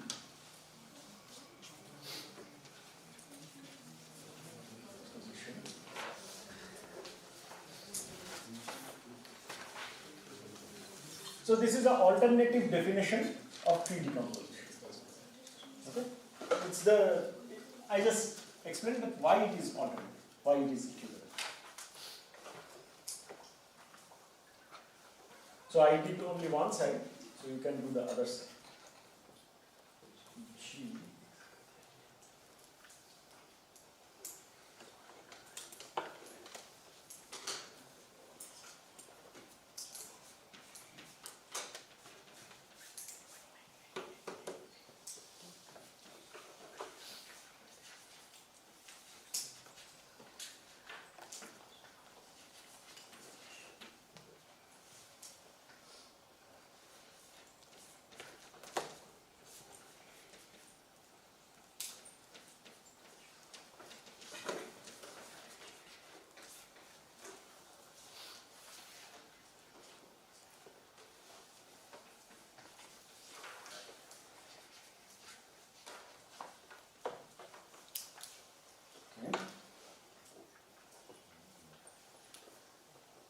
Okay. So what I'm saying is that suppose H is a minor of G and G has a tree decomposition. I'm saying there is a way that I can make this decomposition also work for H, the minor. So how I will do it is, so how is H sitting inside G? So there was an exercise where you proved that if H is a subgraph of G, then the same tree decomposition works. Okay? So it is something similar, a bit more involved. So take a minor model of H. Remember there was an alternative definition somewhere that there is this minor model. So what is it? Some connected subgraphs of H, disjoint. Each subgraph corresponds to a vertex of H. Okay? So what does these subgraphs have? They are connected subgraphs. They have many vertices of G. Now these vertices are part of several bags. So whenever a bag has at least one vertex from HI, capital HI, in my tree decomposition of H, I will keep this bag corresponding to the small HI, the ith vertex of the subgroup. And then I will have a, so I think I should work a bit more.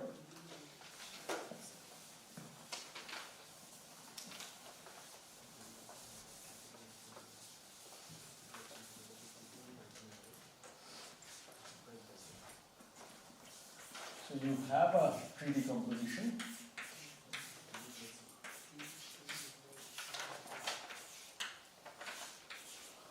Okay? Now, your H1, suppose, is made up of A, B, C, and D. Okay? So H1 is the minor model corresponding to the vertex small h1. Okay? H has these vertices H1, H2, Hk, and after contracting the capital H1, it becomes the vertex small h1. Eg. So H1 has A, B, C, D, E. So suppose this is A, this has A. All these have A. These two have B. Maybe this one also. And say C here and D somewhere. Okay? So I will erase all these things. All this A, B, C, D. Wherever there is A, I will put H1. Wherever there is B, I will put H1. Wherever there was C, I will put H1. Wherever there was D, I will put H1. Okay? Now I have a tree decomposition, which was a tree decomposition of G, but there will be only vertices which belong to H inside the bands. And that will become, you can see from here, because for every vertex, the tree will be non-empty. For A, B, C, D, each of them it was non-empty.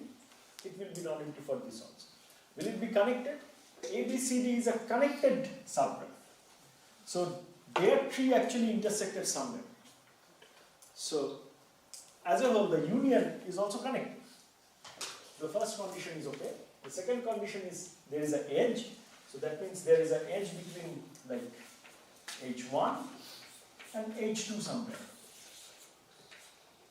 This may be A, this may be, let's say, Z. Okay? But there is, so you know now the subtree of H1 is a connected subtree. H2 is also a connected subtree. And you know, somewhere in my graph, A had a tree and Z had a tree.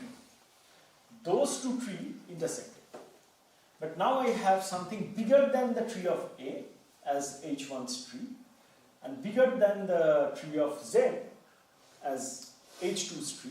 So they will also have a bag where there is both.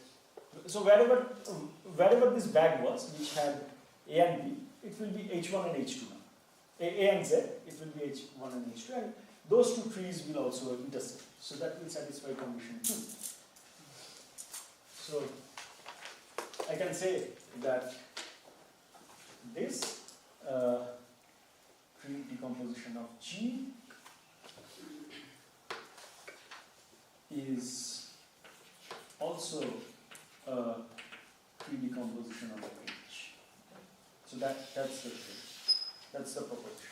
So the tree decomposition of G is also tree decomposition of its minor. From here, what I can say, and the size of the bags did not increase, it decreased. So from here, what I can say is,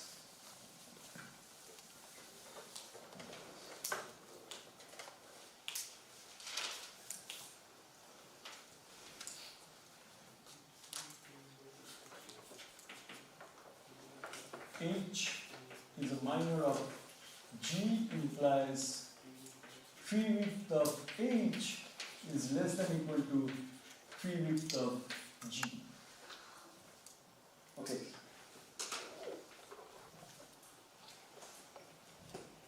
Next thing. This I will maybe not write. I will write the thing that implies, the thing that is implied for you. Now take two graphs. G1, G2. Do a click sum. Okay? Take a tree decomposition of G1. Take a tree decomposition of G2. So these are two disjoint trees. They have no connection. But if I can put one edge in between them, then they will become one tree. But you know, the click where we have identified them, that click completely contains in some bag. At least one bag. Pick some bag which contains that click in G1's decomposition. pick one bag which contains this clique in G2's decomposition. Add one edge. Okay? So you add one edge, and now together this becomes a free decomposition of G plus G1 plus G2. So I can write the next implication G1 and G equals to G1 plus G2 implies treewidth of G is less than equal to max of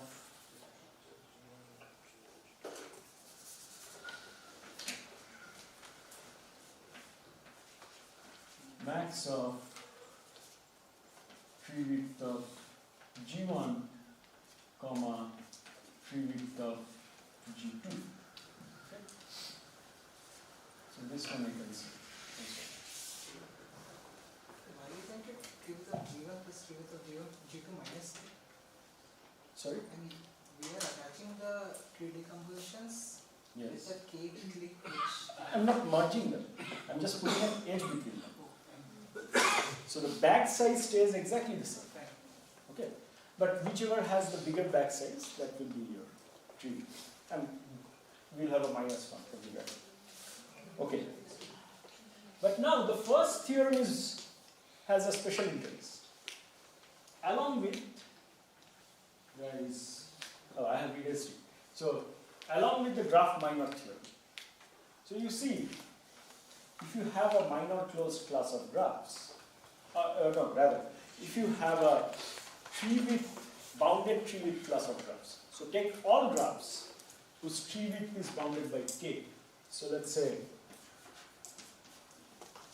let C equals to G such that treewidth of G is less than equal to K. Okay? Take this class of graphs.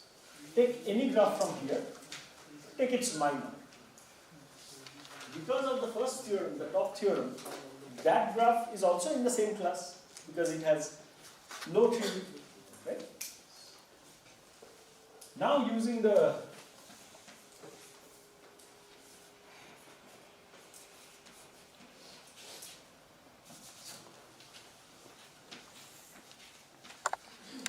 graph minor theorem, what we can say is finitely many minors. If you forbid them, then you can exactly describe this class. Because this class of graphs is minor graphs. Okay?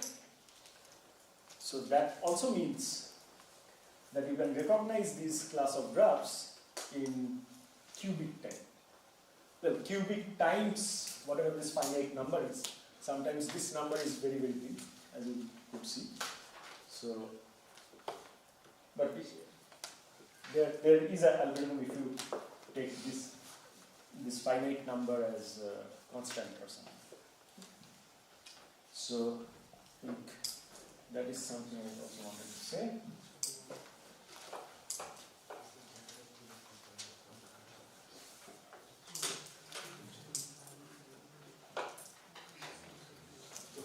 Some finite graph, not set all finite graphs.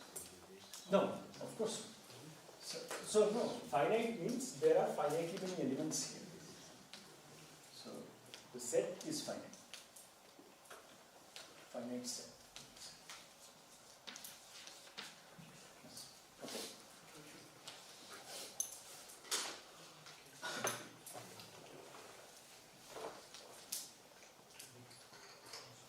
Okay. Maybe figure out.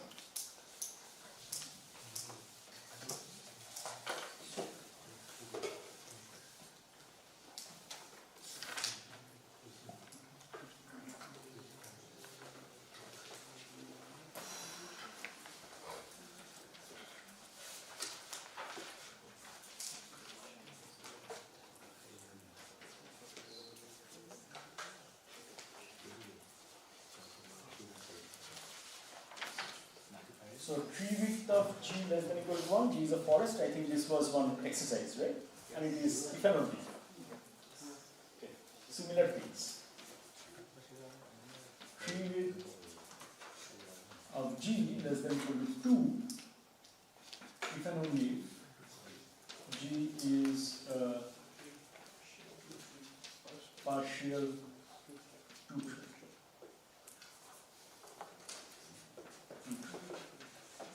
Okay. So what's the proof? So partial 2-tree also means, now I know that forbidden M K4. So I will somehow use that. So what is the treewidth of a complete graph? Kn, n minus 1. So what is the treewidth of K4? It is 3.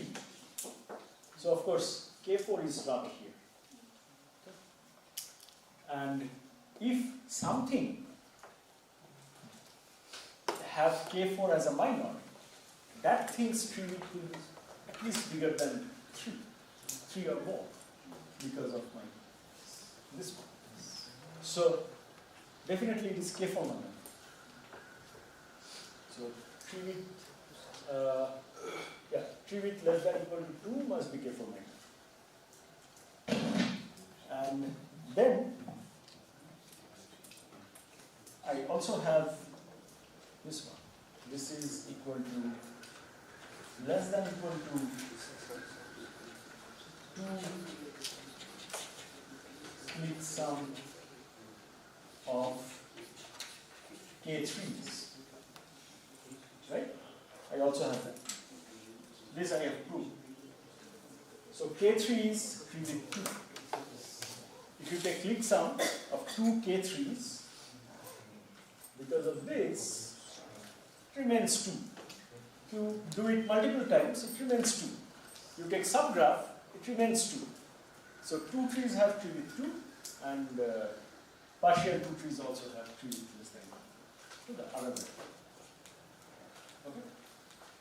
I'm actually using all these 3 examples. Okay.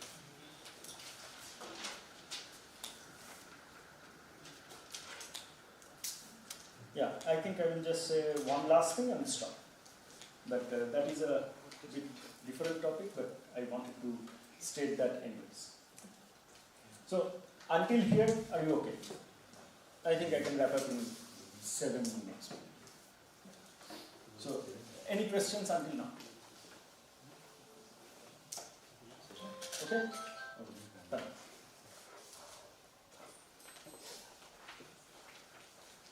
Yeah, so, graph minor theorem is here. I should also add this set so that finds. So, usually this graph minor theorem is stated in the language of well-Cauchy ordered set, which is essentially that. And, yeah. It is.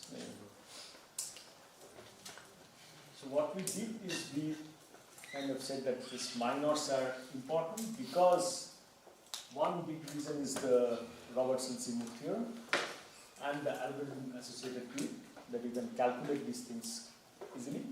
And then it has a relation with treewidth, and then forbidden minor and treewidth, they have a relation, and they both of them have some relation with the click sums. This operation click sums, but it doesn't work after you go up. Like it works for small forbidden k minor sets, not for everything. So one way, the way they have proved this, it's 500-page proof. So I don't know the proof, but I know some basic idea I can give you. So what they're saying is, suppose you have a minor closed class of graphs, and let's say you have suppose you have a minor closed class of graphs, and you have a forbidden character. So you will have a forbidden characterization of it. That may be infinite, okay? But sort your infinite sequence in decreasing order or in increasing order of number of vertices or something. Yeah, so you just sort it in. No, you don't have to sort. You just do it like, just write them, M1, M2, M dot dot, something like that. You take M1 and you also say that suppose we have taken a set of forbidden minors where I cannot drop any. Like this set has the property that Mi is not a minor of Mj, because then I will drop Mj. I will keep only Mi. Minimal one, but it may be infinite. Okay, one minimal sum. Now, so in particular, M1 is not a minor of anything else. But M1, as many, so what I can say is that G doesn't have a, so K M1 is not a minor of G if I take my graph from here, from this case. The complete graph on M1 vertices. G doesn't have this minor because it doesn't have M1 as a minor, but now I'm adding some edges and making a bigger thing. This also is not a minor. Now there is some other theorem which says that if you do not have a particular complete graph as a minor in your graph, so for if your graph is Kn minor phi, then your graph is embeddable on a surface, orientable surface of genus Fn, some function of it. So you know, now your graph is embeddable on a big surface. Okay?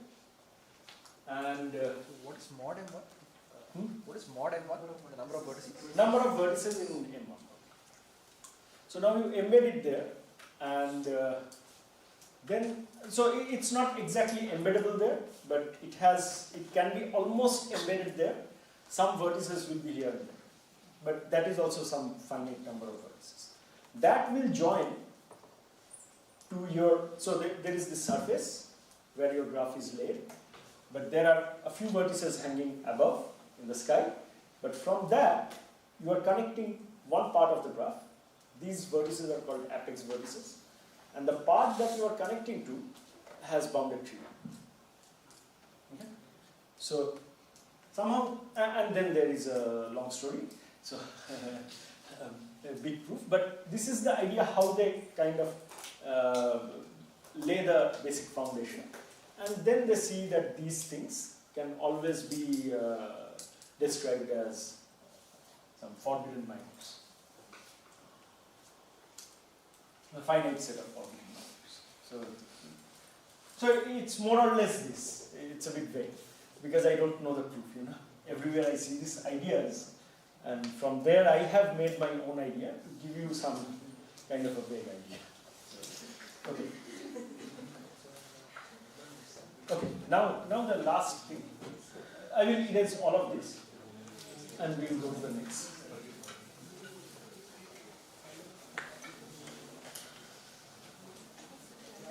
So I will just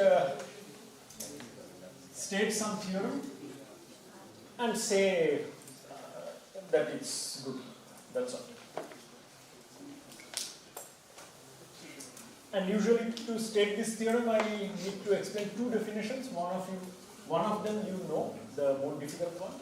So I will have to just explain one definition.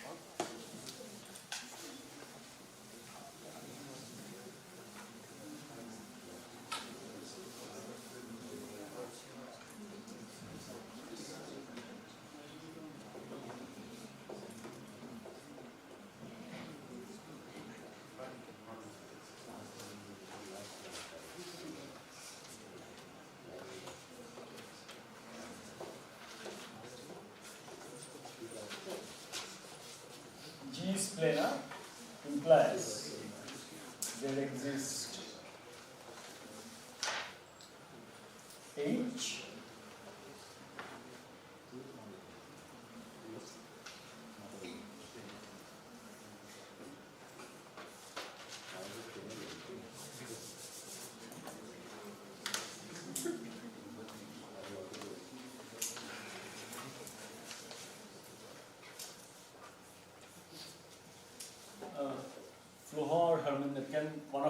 check if I'm writing correct statement or not.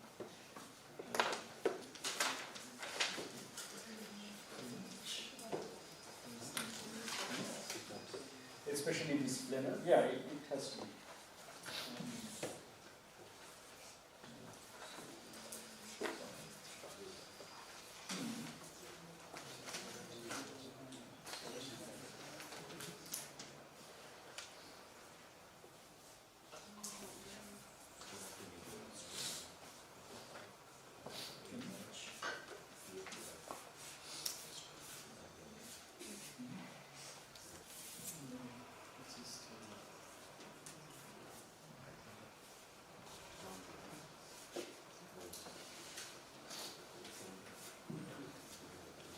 I don't think H is planar necessarily.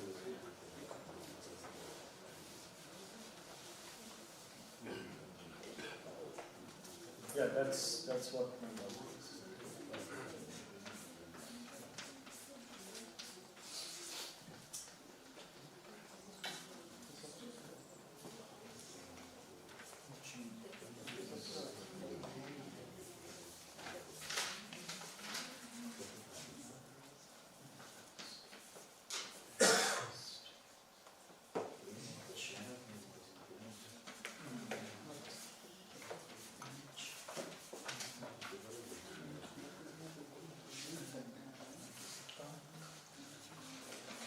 So this time H can be planar.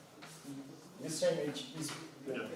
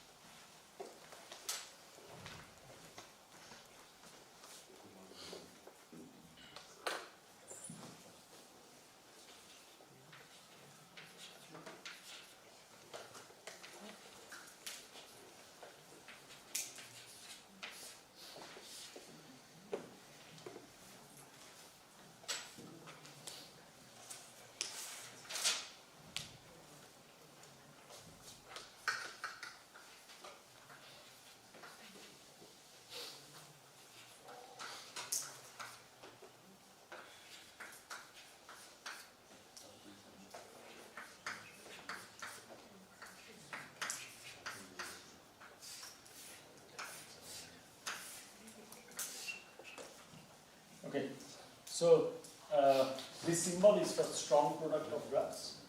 So if you take two edges and do a strong product, what you get is this. So in particular, this, so in general, strong product, you take two graphs. The strong product of it has the product of their vertex set as vertex set. And if UV and XY are edges in respectively G1 and G2, then the rule of the adjacency is this, and that's all the rules. There are nothing extra. Okay? And in fact, this I like it because I like this notion in the sense that the symbol comes from that picture. So for Cartesian product, you have this, and for tensor or categorical product, you have that symbol. So it's basically the symbol defines the product. Right? But anyways, our thing is strong products. What we have is, if G is a planar graph, the theorem says that there exists a H with low treewidth, and here low means less than or equal to 8, and there is a path. You take H and the path, you take its strong product, your planar graph is sitting inside it. Okay? But many times what happens is, so many algorithms are, many NP-hard problems are polynomial time solvable for bounded tree. And sometimes those algorithms can be translated to treewidth time, so H times path. So strong product with path is again a bit better understood than other things. So that algorithm translates and you get very nice results. Same thing here. Here in fact you have H to be planar and treewidth at most 3, which is very good. But then you have to do one extra strong product with K3. So it's like a cube kind of thing. Many edges inside. But then G sits inside it. And the same thing. That several algorithms are work nicely for treewidth less than equal to 3. And that also G will be a minor or a subgraph? subgraph. It's just sitting inside. And these two theorems, there are multiple authors. Duzmovich, I may not be even pronouncing them correctly. Joret, Misek, Morin, Vicaret, and David Wood. Okay? And this is a Fox paper from 2019. And immediately after this paper came, so there is some survey where I read within some 10 months or something, people solved conjectures or open problems in Q numbers, non-repetitive coloring, P-centered coloring, L-vertex ranking, adjacency leveling. So at least one conjecture or open problem which is at least like 25-year-old and could not be solved. They solved it using this. Okay? So you can think of it like a factorization of G. So there is prime factorization. So it is kind of a factorization of G. And not exactly because G sits inside it, but it's very close to that. And then now the next things that people are trying, they're trying similar factorization because planar graph is a very difficult thing. They've done for that. Now they're trying for graphs on surfaces, especially orientable surfaces. And then something called apex minor free graphs. So maybe you have to remove some apex and then minor. And two things that we know, so minor free graphs and topological minor free graphs. So they are trying. So there are now many other. So this is called product structure theory, a graph planar graph for planar graphs. So is it so? Okay. I don't. Okay, maybe. I think 6 for something called simple treewidth, if I remember correctly, right? No, so they have, I think, maybe the extra factor with this K3 thing or something like that, but the 8 was input this. Okay. So this is what I got in the survey. So maybe it has been improved because people are trying very hard to do these things. And so there are many other product structure formulations now, theorems, for these other types of graphs, surfaces and everything. So I'm nowhere near expert of this. I read it recently to present here. And so I'm just going to state this. That's all. You should know that something like this is happening and you can look at it. Okay. Thank you. That's all.